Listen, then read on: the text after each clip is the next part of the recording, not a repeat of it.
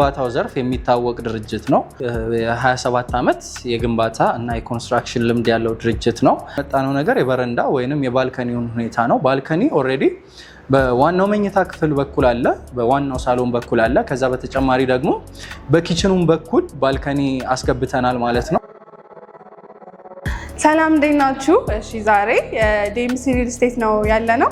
ቅናሽ እንዳላቸው ሰምተናል። ውስጥ ገብተን ስለ ዲኤምሲ ሪል ስቴት ስላላቸው ቅናሽ በደንብ ምን ጠይቅ ይሆናል። አብራችሁን ቆዩ። ሰላም ሰላም፣ እንኳን ደህና መጣሽ። እንኳን ደህና ቆየህ። ወደ ዲኤምሲ ሪል ስቴት እንኳን ደህና መጣሽ። እንኳን በሰላም። እኔ ታምራት እባላለሁ። የሽያጭ አማካሪ ነኝ። ያሉትን ነገሮች አረፍ እንበልና ሁሉንም ነገር ላሳይሽ። ኦኬ፣ ደስ ይለኛል። ያው በድጋሚ እንኳን ደህና መጣችሁ ወደ ዲኤምሲ ሪል ስቴት። ስለመጣችሁ በጣም ደስ ብሎናል። ያው የመጣችሁበትም በጣም ቆንጆ ሰዓት ነው። በተለይ ደግሞ የተለያዩ አይነት የካሬ አማራጮች እንዲሁም የዋጋ ቅናሽ የተደረገበት ሰዓት ነው የመጣችሁት። እናመሰግናለን። እሺ እኛም ቅናሹን ሰምተን ነበር የመጣ ነው። ግን በመጀመሪያ እስኪ ስለ ዲኤምሲ ሪል ስቴት ሎኬሽኑ የት እንደሚገኝ በደንብ ንገረን እና ከዛ ወደ ቅናሽ እንመጣለን። ይቻላል። እሺ ዲኤምሲ ያው ስለ ዲኤምሲ የተወሰነውን ለመናገር ያህል ያው ዲኤምሲ በጣም ብዙ ታሪክ ያለው ድርጅት ነው። ነገር ግን የተወሰነውን ላንቺ ልንገርሽ፣ ምክንያቱም በጣም ሰዓት ስለሚይዝብን ማለት ነው። ስለዚህ ዲኤምሲ ሪል ስቴት ማለት ዳንኤል ማሞ ኮንስትራክሽን ካምፓኒ ማለት ነው። ያው አብሪቬሽን ነው በዲኤምሲ በአጭሩ ሲጻፍ ነው ማለት ነው። ሶ ዲኤምሲ በጣም ኤክስፔሪየንስ ያለው በጣም ብዙ ልምድ ያካበተ ኦልሬዲ በሀገራችን ላይ በኢትዮጵያ ላይ በስፋት በግንባታው ዘርፍ የሚታወቅ ድርጅት ነው።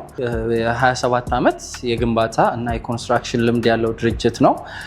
ከዛም በተጨማሪ ያው በስፋት ኢትዮጵያ ላይ የሚታወቀው የመንገድ ስራዎችን በመስራት ነው። ከዛ በተጨማሪ በስፋት ደግሞ አሁን ላይ ወደ ሪል ስቴት ሴክተሩ በሰፊው ራሱን በጀት አድርጎ በደንብ በራሱ ፈንድ እየገነባ የሚገኝ ድርጅት ነው። በመጀመሪያም ያው እዚሁ የአንዱ የሳይታችን አካል የሆኑት ቪላ ቤቶችን ነው ቀድመን ገንብተን ያስረከብ ነው። አሁን ላይ ኦልሬዲ ሰዎች ተረክበው በመኖር ላይ ይገኛሉ።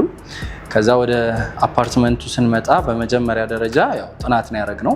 1 ዓመት የቆየ ስፔሻሊ ኢትዮጵያ ላይ ወይም ሀገራችን ላይ ካለው ከሪል ስቴት ኮንቴክስት አንጻር ወይም ከሪል ስቴት ሀሳብ አንጻር የተሻለ የቤት ዲዛይን፣ የተሻለ የዋጋ አከፋፈል፣ የተሻለ አጠቃላይ ሎኬሽን እና የግንባታ ሂደት ለማምጣት የ1 ዓመት ያህል ጥናት ወይንም አናሊሲስ ሲሰራ ቆይቶ ነው ወደ ግንባታው የገባው። ወደ ግንባታውም ከገባ በኋላ አሁን ላይ በጣም በቆንጆ ፕሮግረስ ላይ የሚገኙ ሳይቶቻችን ላይ ነው ያሉት። ሁሉም ኦልሬዲ አሁን ዲኤምሲ በተለይ በስፋት የትኛውም ያልተጀመረ ወይም እየተገነባ ያልሆነ ሳይት የለውም። ያው እዚሁ ለቡ መብራት ኃይል ጋር እንደመኖሩ መጠን በደንብ ፎከስ አድርጎ ሳይቱ ላይ እየገነባ የሚገኝ ካምፓኒ ነው ማለት ነው። ያው ሎኬሽኑን ቀደምም እንዳልኩሽ ለቡ መብራት ኃይል ጋር ነው የሚገኘው። ያው ከዛ በተጨማሪ በአቅራቢያው የቻድ ኤምባሲ እና የአፍሪካን ሲዲሲ ይገኛል።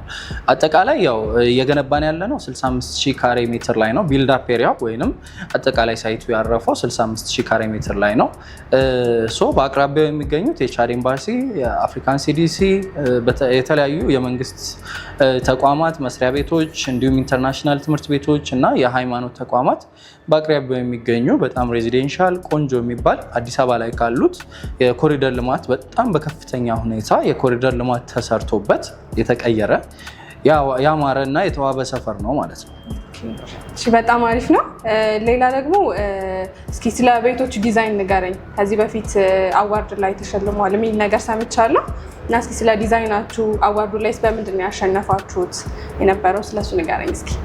መልካም እሺ፣ ቆንጆ ነው። ያው አዋርድ የኢትዮ ሪል ስቴት አዋርድ ላይ በዋናነት የተሸለምንበት የኢንቴሪየር የቤት ዲዛይኒንግ ሽልማት ነው የተሸለምነው፣ ወይም የኢንቴሪየር ዲዛይኒንግ አዋርድ ነው እኛ የተሸለምነው ማለት ነው። በተለይ ያው እኛ ዲኤምሲ ሪል ስቴት የሚገነባቸው ቤቶች ከዲዛይን አንጻር ኢትዮጵያ ላይ ካሉት ከየትኛውም ሪል ስቴት በጣም የተሻሻለ እና አፕዴት ተደርጎ ለየት ተደርጎ እየተገነባ ያለ የቤት ዲዛይኖች ነው ያሉን። ያው ቤቶቹ ምን ያካትታሉ የሚለውን አንደኛው ያው አብዛኛው ቦታ የሌለው የሰራተኛ ክፍል ለብቻው የመታጠቢያ ክፍል ያለው የሰራተኛ ክፍል ለብቻው ይኖረዋል። ከዛ አዲሽናሊ ስቶር ክፍል እና ላውንደሪ ክፍሎች አሏቸው። ሁሉም ቤቶቻችን ስቶርም ላውንደሪም ክፍሎች አሏቸው። ያ ማለት ያው አንቺም እንደምታውቂው አብዛኛው ቦታ ላይ ያለው ነገር እንዴት ነው? አንዱ ወይ ስቶር ክፍል ይኖራል ወይ ላውንደሪ ክፍል ይኖራል ነው። እኛ ግን ሁለቱንም ፕሮቫይድ አድርገን እየገነባን ነው የምንገኘው ማለት ነው።